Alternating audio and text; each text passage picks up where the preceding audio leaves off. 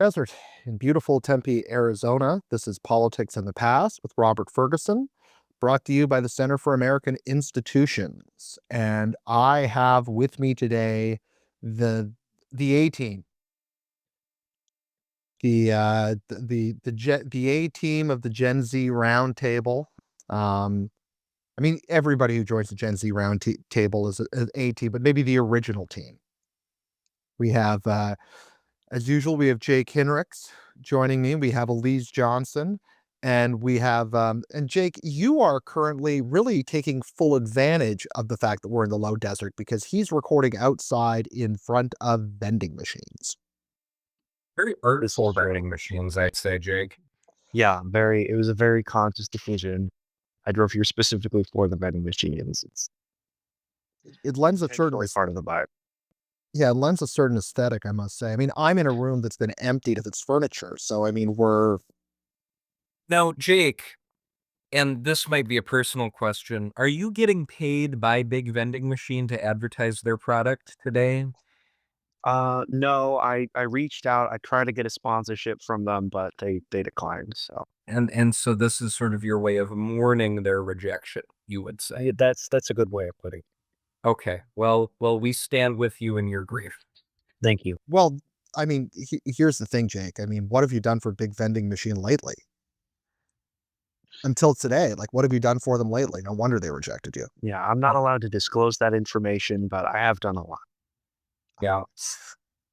Jake's done a lot for Big Vending Machine in banana republics across the world. And that is, of course, Jake Dueck, who has been on a show a few times in the past. So I did forget to give you the proper full introduction. All right, so folks, we're going to talk about today something that probably hasn't been in the news much. People haven't really heard about it.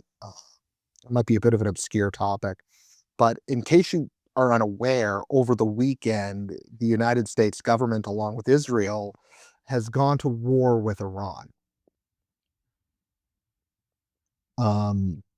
Again, small news item, I understand. But so there's been all sorts of analysis. I mean, we can do, you can go anywhere for geopolitical analysis, military analysis. None of us are military experts, I don't think, although we do a lot of politics. And if you're interested in getting an Iranian perspective on these events, I just hosted two Iranians from the Phoenix area on the most recent podcast. So go back and check that out. But what I was hoping today with the Gen Z Roundtable, to get a bit of a perspective on what's going through the heads of their peers in Gen Z with this. I don't know that this war has come out of nowhere, but it is certainly the largest military operation that the United States has gotten involved with of your generation since you guys came to consciousness. So I'm really eager to hear, first of all, maybe what what what your perspective is on what your generation is thinking. This is big. Yeah, I can start with this one. The Politics and Leadership Club, we just hosted a discussion on Iran on Monday, just to kind of debrief. So we got like a really nice kind of like sample group of like what our generation is thinking. And to sum it all up in just a few words, I think our generation is really feeling a lot of mixed feelings right now. I think a lot of people are glad to see that, the Ayatollah is gone.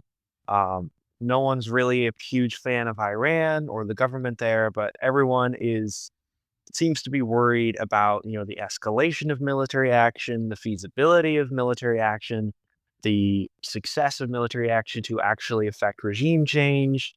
And so there's, like everyone's glad to see like the leader gone, but a lot of like apprehensiveness over where this is going next. I think that's reasonable, especially given the fact that if this was to turn into a much larger ground invasion, and it's going to be your generation primarily fighting it. Your generation is currently primarily fighting it. To that point, Rob, we had several members of the Politics and Leadership Club who are recent veterans of various branches of the armed forces, and they offered in the meeting yesterday a very unique perspective on what it's like to be a person who is immediately involved in that sort of action, where that sort of action might have immediate ramifications in their life. And I think that our generation offers a unique perspective in that it will be our lives that are affected by this should the U.S. Intervention in Iran escalate to boots on the ground action. As some military prognosticators have stated, as certain members of the administration have stated at certain points. I, for instance, have several close members of my family who are in the military. Many friends of mine are in the military or in the National Guard. And so the fact that these people that we've grown up with, who are our age, are now potentially going to be put in harm's way, really weighs on us as a generation, in my opinion, at least. Elise? Yeah, I mean, I would say I mostly agree with all the sentiment. It's just like, obviously, my friends and I are glad that the Ayatollah is gone, but I'm concerned because I also have some really close friends in the military, and I obviously, I've grown up with them. I really love them, and I don't want them to like get deployed to an on the ground invasion of the Middle East, especially because a lot of people were saying in the club meeting that Iran is very mountainous and it's just not like some of the other countries that we've been involved in. And so it's just inherently more dangerous. And so I guess I would say I'm very apprehensive about like sending people in force. Mhm. Yeah, fair enough. I mean, it's not like Iraq, where you could, I mean, on 2 occasions in Iraq, the United States has led major ground force invasion across what is essentially a flat desert. I don't wanna understate the natural obstacles there, but, Iran is a lot different. It's a lot more like Afghanistan, where you've got mountains everywhere. You're certainly not gonna have a clean sort of ground invasion or armor column sent in like you could do in Iraq. Um, it it would look very different for sure. Um, the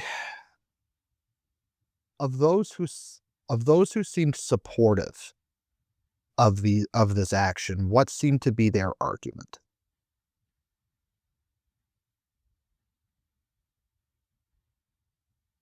To be perfectly honest, at the club meeting, there really weren't that many people who were supportive of the action. The argument of the few who were supportive of the action was that the Ayatollah is dead, and that's a good thing, and I agree with that. However, many of those people followed that statement by saying, I'm worried about what comes next.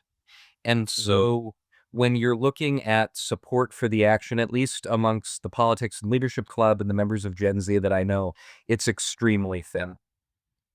And yeah, I would have to agree with that. I mean, like we talk about it a lot, how the club has members from all across the political spectrum, all the way to the right, all the way to the left. And there are different degrees of support for the action, but it seemed like across the board, everyone was really worried about what is going to happen next. Like, what are we supposed to do now? Elise? So I would say by and large, like most people are apprehensive about what comes next, but some of the arguments that I've heard in favor of it are besides like the Ayatollah being a really bad person and the Iranian regime being obviously very corrupt, was that Iran has stated numerous times that the US is the great Satan and that we're, a huge enemy of theirs, and so they would love for us to not exist. And so some people have said, well, this was more of a like defensive action and a less of a preemptive strike than like a we know they're gonna hit us at some point, and so we want to hit them now before it gets really bad. So I've heard a little bit of that too. Hmm. So outside of the Politics and Leadership Club, Jake, have you, among Gen Z, how I mean, I'm assuming you talk to people. That might be a mistaken assumption on my part. No, Jake talks to vending machines, but we can only assume that Jake talks to people. Uh, it's a very complicated, mystical, ritual that allows him to communicate with the vending machines. Right. Jake, outside of the politics and leadership club, are there people in Gen Z who seem relatively supportive of this? Relatively, yes, for a lot of the same reasons that we've discussed, but I have yet to encounter someone that is fully supportive of everything that's going on there. Okay. Okay. What's the role of where does this concern come from? Where does this fear come from? I mean, obviously the notion that um people, especially young men, but young women as well, could end up being mobilized in order and put into harm's way here. Where is the fear coming from about what comes next? Elise, can we start with you?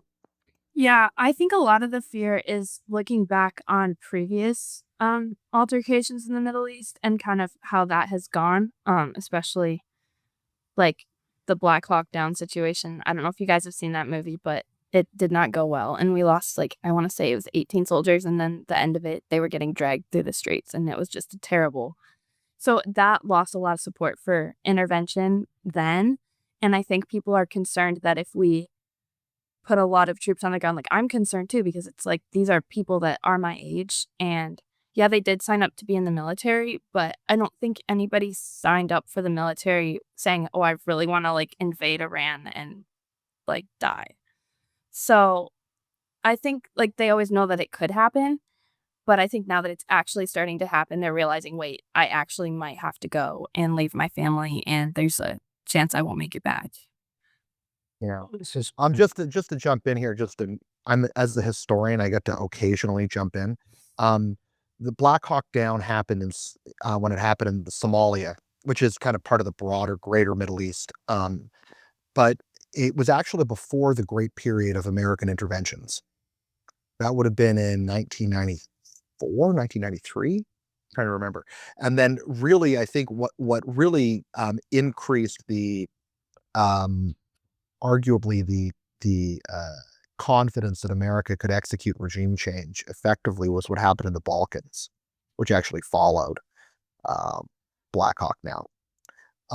So it's just, I mean, in the Middle East, yeah, I mean, it really, the American record there is maybe not sterling. Um, but what's interesting about and I'll jump in here in a second. But again, what's interesting is that Gen Z has inherited this assumption that the Iraq invasion and regime change was destined to fail. And I can understand that, but there were a lot of decisions that were made in the process that kind of drove some of that failure. And I don't think it was also as bad as people quite remember it as being. Anyway, Jack, I'll let you jump in. yeah, to Elise's point, and I might push back on what you said just a little bit. There is a lack of context amongst Gen Z about US entanglement or US intervention in the Middle East, where we don't remember, as you said, we don't remember Iraq. We don't remember really US troops being really involved in Afghanistan. And so you talk about sort of that inherited memory of Gen Z from what our parents thought, or that received wisdom from cultural, from societal culture. I don't think that that is as strong in Gen Z as just sort of not really thinking about things that are happening in the Middle East. And so or the potential for intervention in the Middle East, because it's not something that we've been exposed to either A, in our lifetimes. Now, many members of Gen Z, for instance, I was born 4 years after the September 11th attacks. I have no memory of the September 11th attacks or the immediate aftermath of that, or within the time of things that we can remember, that we were cognizant of. And so to Elisa's point, I think that it's absolutely true that when many Gen Zers join the military, they don't do so with the knowledge or with the context of U.S. intervention in the Middle East to the scale that some older folks than us understand.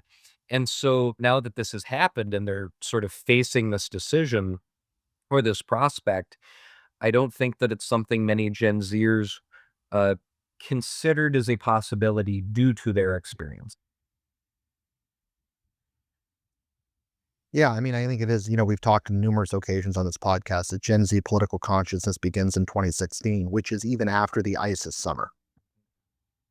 And so, the notion of now the United States was involved in the campaign of Fallujah and Mosul in 2017, but that was not major news.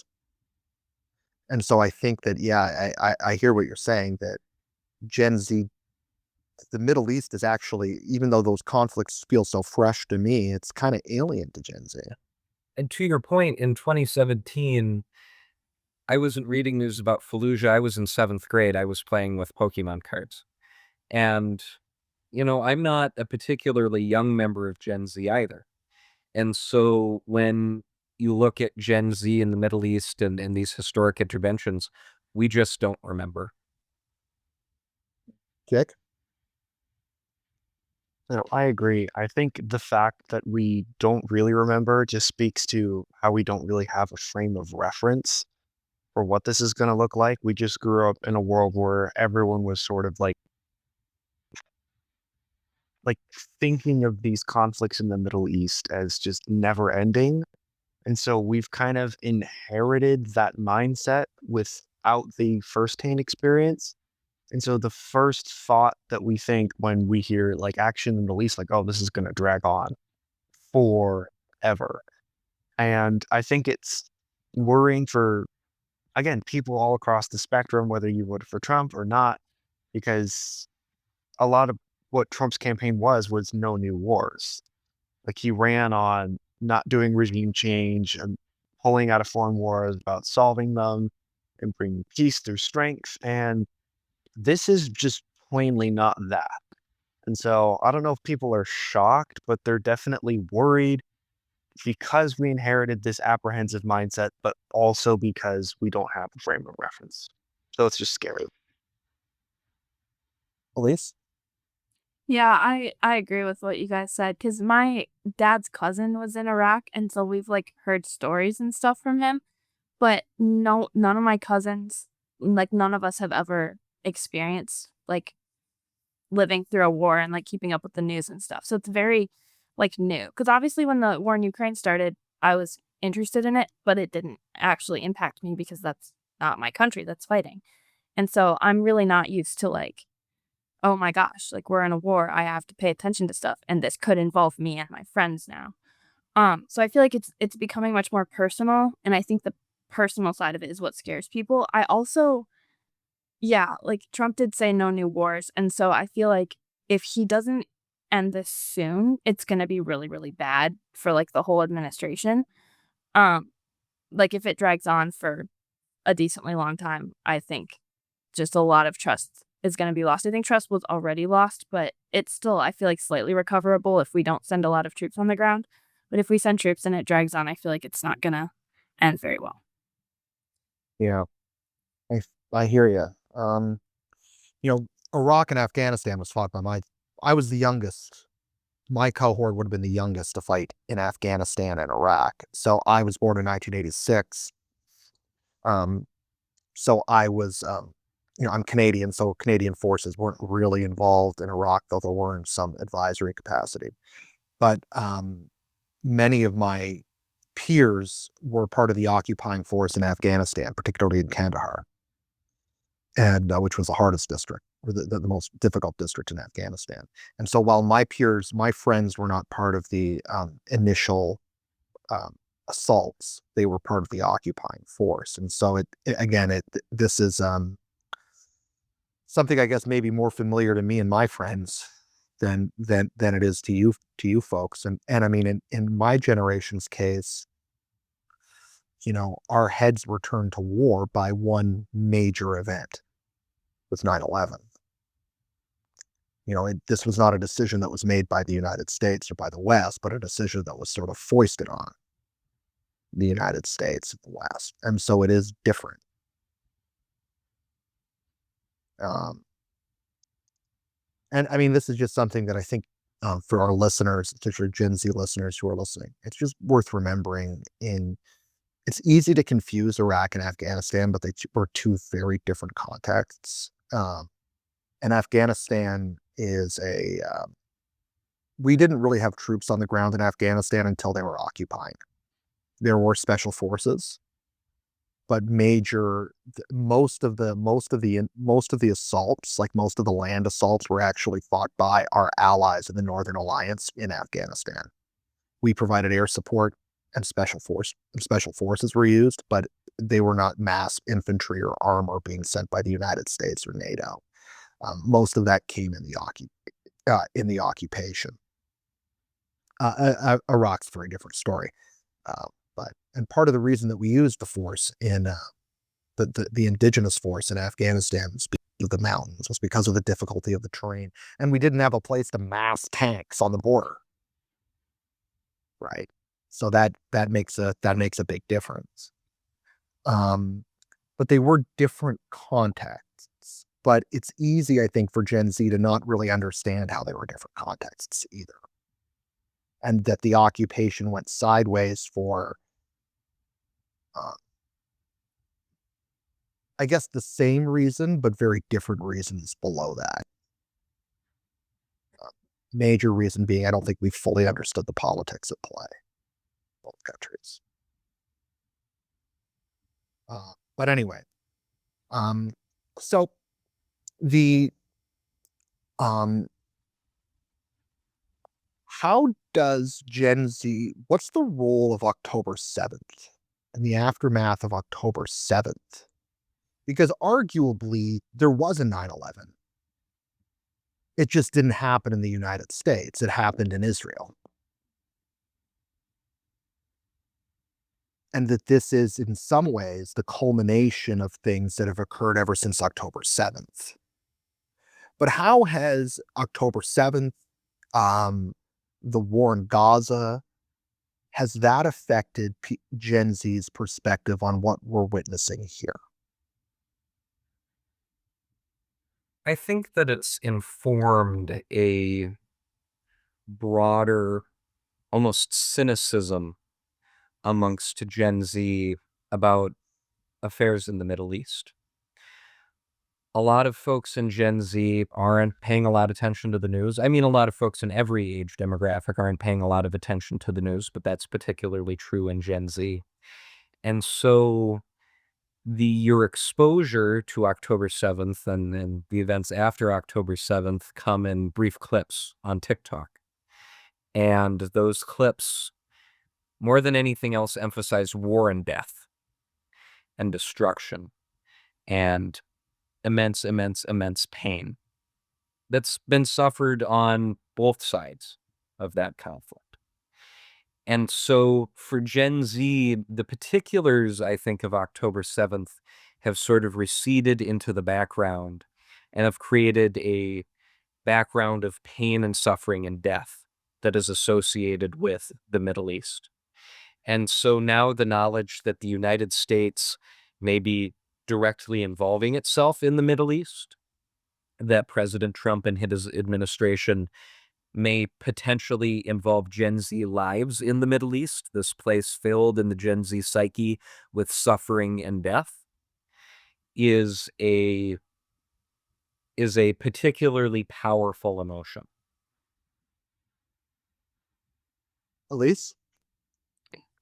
So I agree that like TikTok and Instagram and stuff have been a very big part of the war in Gaza and October 7th, because I know a lot of my friends get most of their news from social media, from Instagram, and for a while, like, I didn't watch the news, and so I'd be scrolling and I'd see something, and then I would read it, and then a couple minutes later, I'd think about it, and I'd be like, "Wait, did what I even see happen? Is it actually true?" And it's just so hard to validate, like, when you're on social media and stuff. So I had the opportunity to actually go to Israel, from the end of December to early January and talk to people who were there at, the music festival when, October 7th happened. And that just put it more into perspective for me, because obviously October 7th wasn't something that happened in America. Like you said, it wasn't like the 9/11 attacks for us. Um, and so I feel like Americans in general who don't have direct ties to the Middle East were kind of like out of touch with it. Like I knew what happened and I was really sad that it happened, but I didn't have any I felt like I didn't really have stakes in it. So I felt bad, but I didn't really know what my role was in it. And so I kind of just moved on.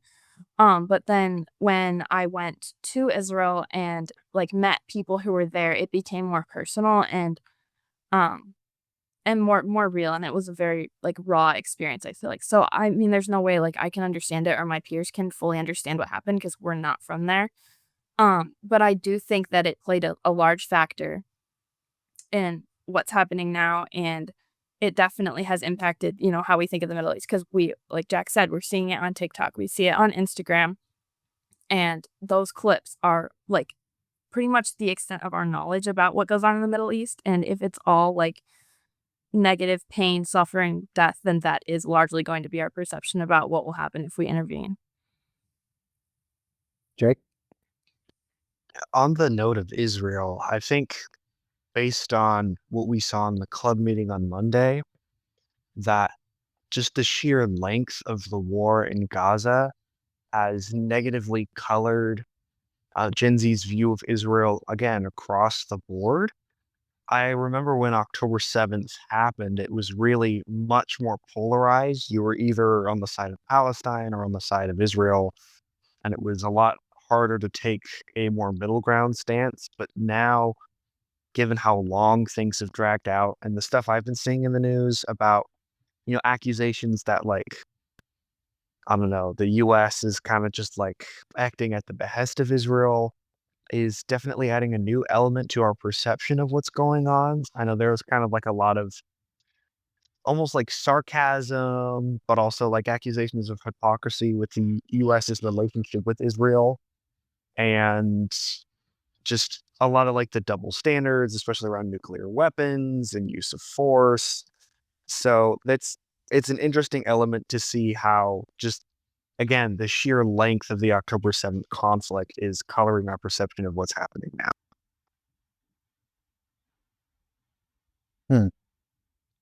Yeah, although and I'd be curious to get Elise and Jack's perspective on this too. Perception of Israel. How does perception of Israel among Gen Z affect? And I mean, I think, and maybe correct me if I'm wrong, but it seems to me that skepticism towards Israel, and not just skepticism, but downright close to hostility towards Israel, seems to characterize a lot of Gen Z politics, not just on the left, but on the right too. And so, how is that? Is that? Am I correct in that assessment? If I'm, I'm happy to be incorrect. I hope I'm incorrect. But is that characterizing what is that coloring how Gen Z is viewing this? I think that it absolutely colors. I think that many members of Gen Z don't have a nuanced view of the Middle East. You say, oh, the Middle East, and sort of all of the countries get lumped together: Afghanistan, Iraq, Iran, Israel, so on and so forth. Because we weren't exposed to a daily geographic or cultural lesson about the Middle East on the news in 2001, 2002, 2003. Gen Z was never forced to know, oh, what nation is Baghdad in versus what nation is Tel Aviv in. And so for many Gen Zers, being sort of uninformed about the Middle East or the contours of the Middle East, it's very easy to see what Israel has done or the events in Gaza and say, well, that's just the Middle East. Because in their mind, the Middle East is just a mod. And so, yes, I think that Gen Z is more open to being hostile towards Israel or questioning Israel than other generations before. And then that feeds into not nuanced opinions that many Gen Z members have about the Middle East, viewing it as a monolith. And so thus opinions about Israel translate into opinions about the Middle East, period. Elise? I would say that I've met people on both sides and Gen Z, both left and right, who have very negative perceptions of Israel. And I would argue that that's like more of a lack of information than anything else, because just you can't get all of like what you know about the Middle East. You can't just look at a headline and read part of an article and then come up with an opinion. And I feel like people are kind of jumping to that. Because when I went, I thought I knew a lot like about Israel and stuff, because I was raised, reading the Bible and the Old Testament and stuff, but it has changed so much since then. And obviously it's like it has a full government, it's a democracy, all this stuff. So it's changed a lot. And I got there and I really didn't know what to expect. But actually going there and hearing from people who have experienced the war and meeting with Arab Israelis and Jewish Israelis and just so many different people groups that live there, it gave me a much better perspective. And so I feel like I wish more people had the opportunity to go because I feel like that would change their perception of Israel. Because obviously, I'm not going to make a statement about, oh, I love their government or something. They have a lot of problems with their government too. But I would say that people in general and like even the IDF soldiers I've talked about were very different in person than the media portrays them. They're very compassionate and they just want the war to be over. So I would say a lack of information's contributed to that a lot. So I'm concerned because I don't think it's very grounded in reality to just, read a couple articles or watch the news and then decide, oh, I don't like this country. It's like there's a lot more there that you have to understand. Jake? I mean, I don't have much more to add to that. I think that it's almost the only source of complexity that adds to our generation's perception of the Middle East is this tension between Israel and Palestine. Like I've taken classes on Middle Eastern history, the Ottoman Empire, Jewish civilization, so I'm familiar with a lot of the history behind why that region is so volatile. But I think that obviously a lot of people in our generation aren't familiar with that, as Jack pointed out. And so I think the conflict between Israel and Palestine is like, if not the only, probably the most major source of nuance that you're going to get among Gen Z with respect to this conflict. Sure. Um, I guess my notion is that, Gen Z through TikTok has been subjected to almost 3 years of pretty relentless propaganda on both sides. I mean, let's be real, but primarily from the side of the anti-Israeli side through TikTok. Now, Israel is again it's not like they don't, they're helpless in this. But the that is in my mind, that has established the conditions among Gen Z for an extreme skepticism, perhaps outright hostility towards not only Israeli, the Israeli alliance between the United States and Israel, but also working together to invade another Middle Eastern country. Whereas, uh, I don't know how many Gen Zers are aware of or even cognizant of the potentially 40,000 people that were killed by the Iranian regime in the wake of the uprising 6 weeks ago. Whereas I know that Gen Z is very aware of the deaths in Gaza. It's and this goes back to what I said earlier. It's difficult in a region with such an immense amount of suffering and of death to weigh it all or to understand it all, especially when you're being exposed to it again in 10, 15-second clips on TikTok. And so there is a sense of almost overload on on the part of Gen Z. And I think that this is present in many generations, but is particularly acute in Gen Z due to the way that many members of Gen Z ingest information through that sort of sensory overload. TikTok, something new is happening at all times, that all of this pain and suffering and death is constantly scrolling across your phone, and you're spending, many members of Gen Z, 4 hours a day on your phone going through it. And so I think that there is a particularly acute amount of emotional overload in Gen Z, how much longer will people be suffering? How much potential is there for me and my family and my friends to be suffering? And I think a lot of that stems from how Gen Z obtains media. Not that there's an inherent advantage to cable news. We all know that there are, deficiencies there as well, and that there are problems with the print media. But when you get when you get the bulk of your information from 6-second clips and 4-hour increments, that causes sensory overload almost by definition. 6-second clips that are, not exactly that are being oftentimes manipulated in some way by sinister foreign actors. Yeah. And in addition to that, 6-second clips that are being fed to you by an algorithm that is designed to enrage you, to make you sad, to make you angry at people, because that's what keeps you on the app for 4 hours. Yeah. You know, I'll give you an example just of something that I saw. I saw somebody who the girls the horrible incident that happened at the girls' school in Iran.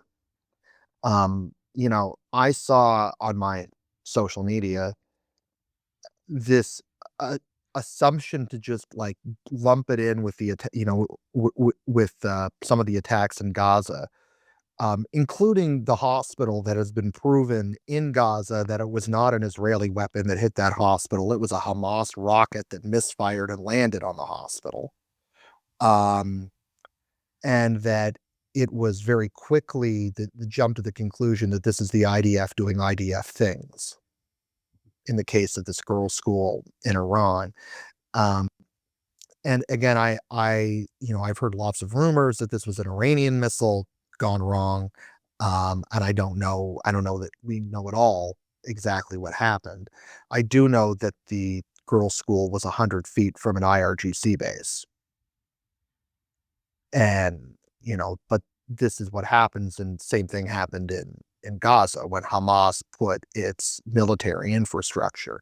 It embedded civilian infrastructure with its military infrastructure in order to dissuade the IDF or Western militaries from targeting it. Iran has done the same thing. But that's not really what I wanted to talk about.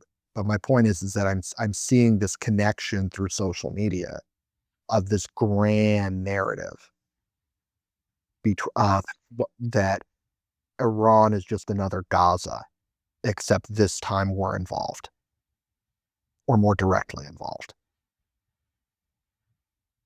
Is that are you guys sensing that? Or am I alone here? I'm willing to be alone. I'm often alone. It's not a cry for help, I don't think. I mean, I feel like it's pretty accurate because, like we've been saying, like the war between Israel and Palestine has been kind of Gen Z's only reference point in the Middle East, like by and large in our lifetime. And so I feel like we're gonna compare most things in the Middle East to that right now. So I would say, yeah, that's probably an accurate description of where most people are at right now. I don't know that I would say that for myself, because there's just a lot of different like lead up to the whole situation in Iran that's far different from the war in Gaza. But I think other people in my generation definitely would feel that way. Jack? I'm sorry, go ahead, Russ.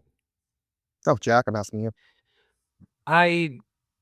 To Elise's point, and in talking about the club meeting, we had probably 50 members of Gen Z in there. And as Jake stated previously, there was no defense of the Iranian regime or Khomeini or their actions expressed by any member of that group. There was nobody who said it was Ayatollah Khomeini should still be the Ayatollah today. And so amongst Gen Z, there is, I would say, a recognition that the Iranian regime was evil, to be perfectly frank, that it had done foul, foul things to its citizens.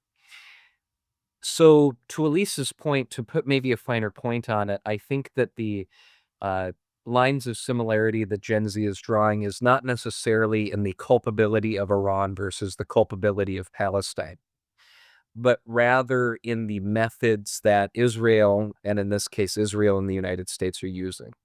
And so to put a fine point on it, I agree with your perspective, Rob, that many people in Gen Z are conflating, if not Iran and Palestine, then rather the actions of Israel and America.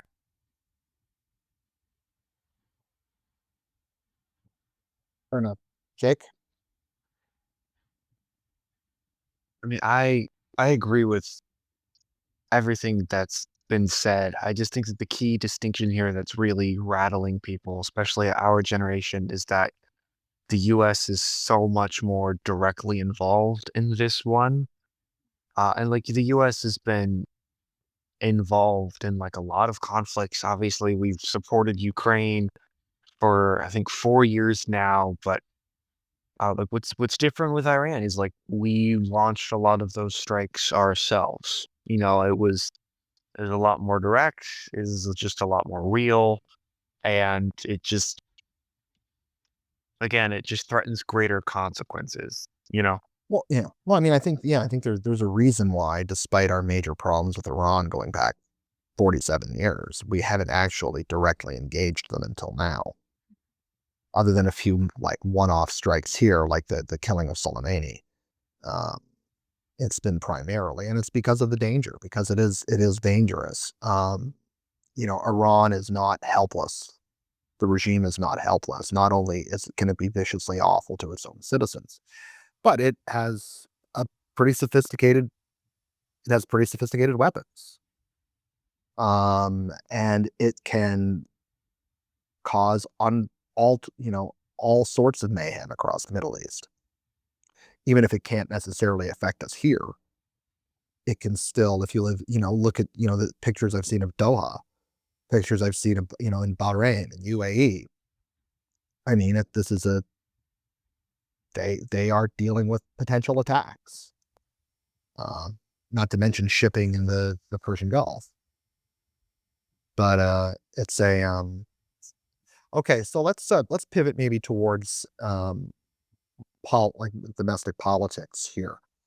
How among the Gen Z right? Let's start there. I know. Let's start with the left actually. Among the Gen Z left, how is this war being? Is this war dividing the Gen Z left from what you guys see, or is it basically just uniting them in opposition? I think a little bit, maybe not so much among Gen Z themselves, just because Gen Z left tends to be a little bit further left than like the average left. It's just nature of young people.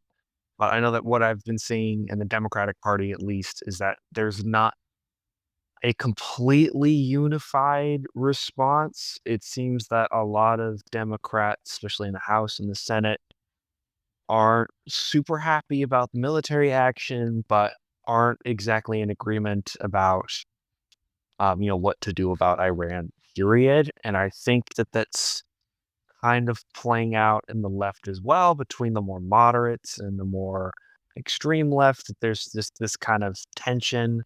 Though it does seem that everyone agrees that maybe war isn't the answer, if that makes sense. Yeah. Jack, are there any Gen Z veterans out there? There are absolutely Gen Z veterans. We had some of them at our club last So, night. Gen Z veterans. Oh, sorry. Um, I don't think that there are many Gen Z veterans. At least not many that are vocal. I would agree with Jake that amongst the Gen Z left, there is a broad current of anti-war sentiment that was, and to your earlier point, established during the Israel intervention in Ukraine, or pardon me, in Gaza, and then also by the continuing Russian war in Ukraine and how that's dragged on. And so in amidst these, very, very long wars, there is definitely an pronounced anti-war sentiment within the Gen Z left that I think, and Elise can maybe speak more to this, also is present in the Gen Z right. Well, let's start with the left. Elise, what's your sense on the Gen Z left here?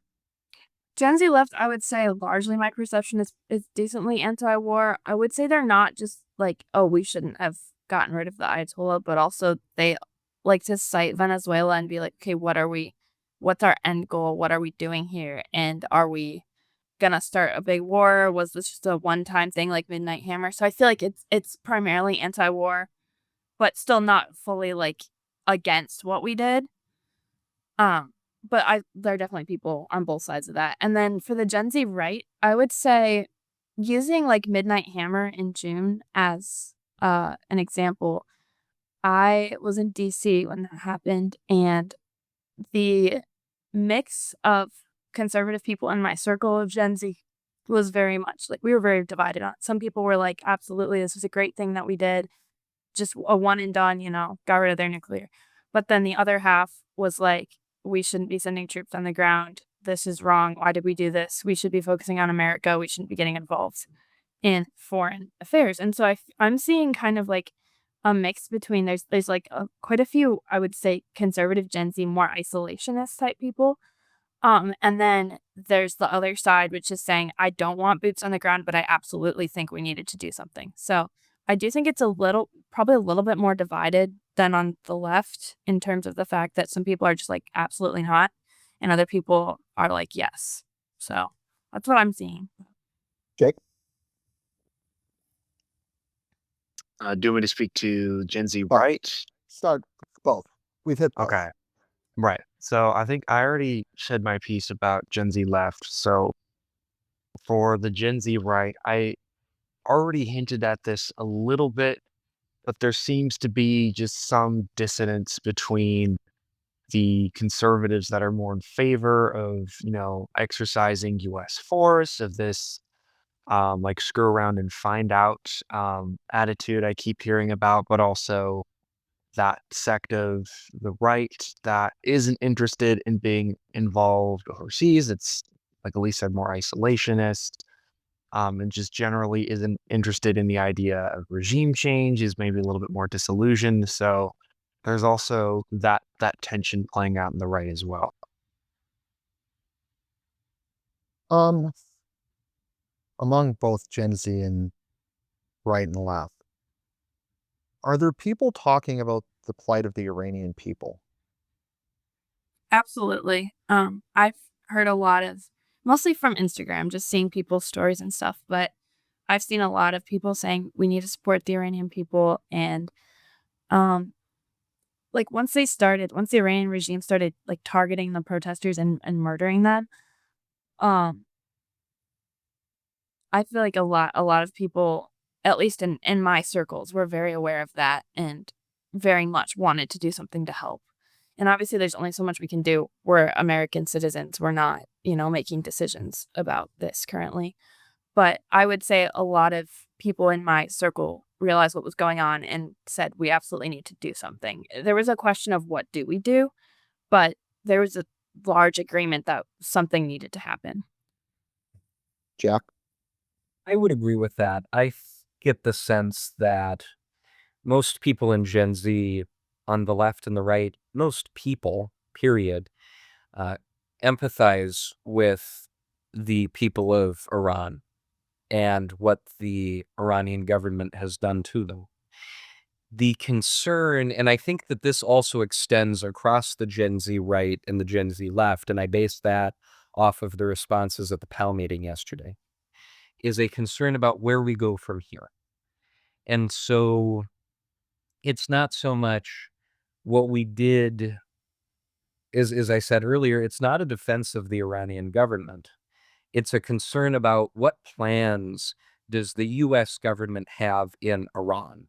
How are we going to restructure the Iranian government to ensure that the next Ayatollah or the next leader of Iran doesn't turn around and repeat the actions of the previous Ayatollah in oppressing the Iranian people? Because if that were to happen, if the next Iranian government turns around and begins cracking down on dissidents and oppressing the people of Iran again, then what did the strikes accomplish? If the goal of the strikes was to protect the Iranian people and the next Ayatollah oppresses the Iranian people, then what did the strikes accomplish? And that is the question that I think extends across the Gen Z right and the Gen Z left, not because of their political affiliation, just because they're human beings who care about the people of Iran and would like for them to have a better life. Jake? I again, I agree with what Jack and Elise said. I think there definitely is a lot of sympathy for the Iranian people. In the club meeting, a lot of people shared personal stories about family that had lived in Iran that were really quite moving. There's absolutely this concern about the protests and the brutal suppression of those protests that happened recently. But then again, there's this sort of like disenchantment with the idea of regime change. Like, sure, we took out the people who are in charge, but are the people who are going to replace them any better? Like, is there really going to be long term change here? So, again, there's still that skepticism there over whether or not this is actually going to get any better. Yeah, I mean, I think it's, definitely that makes a lot of sense. Um, I think ultimately, frankly, this is the result that happens here is depends on the Iranian people, Mhm. one way or the other. Um, the combined assault here by Israel and the United States um, is debilitating Iran's ability to oppress its citizens, at least in the short term. Mhm. And Iran is already in a weakened state coming out of basically the war since October 7th. And so if the Iranian people rise up, and overthrow the vestiges of the Islamic Republic, they'll get the opportunity to reestablish civil government again. Whether they'll be able to do so, that's an open question. And I have some skepticism, fears, maybe not skepticism, more fears, because it's always more challenging than it sounds. Yeah. Revolution's not easy.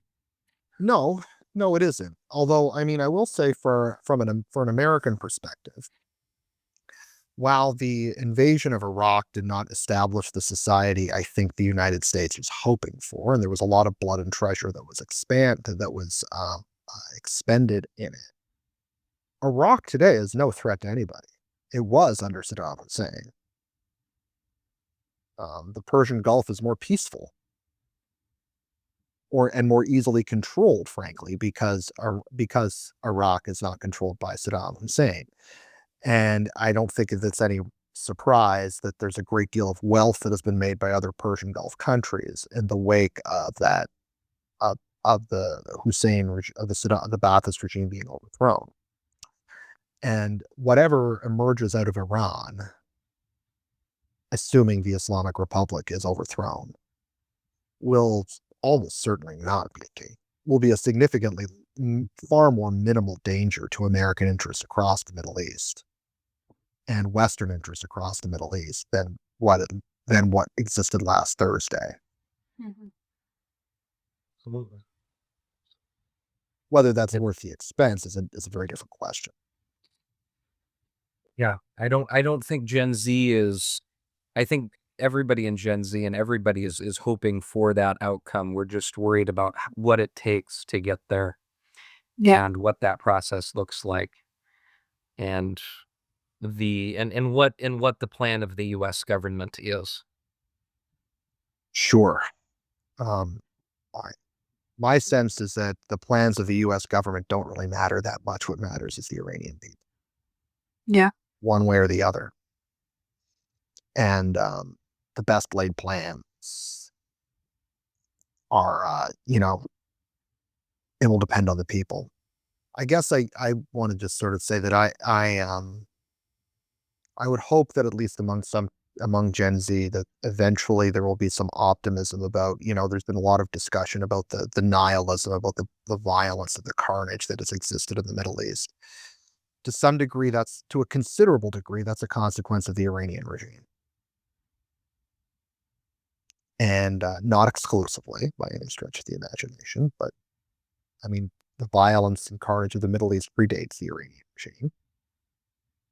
But the Iranian regime is and has been a massive obstacle to the Middle East being able to be a more prosperous, secure, and better place. And whether this achieves anything, whether this achieves that, I don't know. But without the Iranian regime there, it'll be a lot harder for things like October 7th to happen again and wars in Gaza to happen again. Yeah. So maybe I'm putting on my 2003 optimism, for better or for worse. Hopefully. Yeah. I mean, I feel like we need a good dose of optimism because Gen Z seems a bit pessimistic right now. So Yeah. We could use a splendid little war, right? That was the Spanish-American War reference. A little Theodore Roosevelt quote. Right. But the coldness with which that was received suggests that maybe there might not be such a thing. All right. Well, I've taken you guys on for long enough here. Thank you very much. Please like and subscribe to the podcast if you haven't already. And we'll see you next time. Guys, thank you very much. Thank you, Rob. thank you.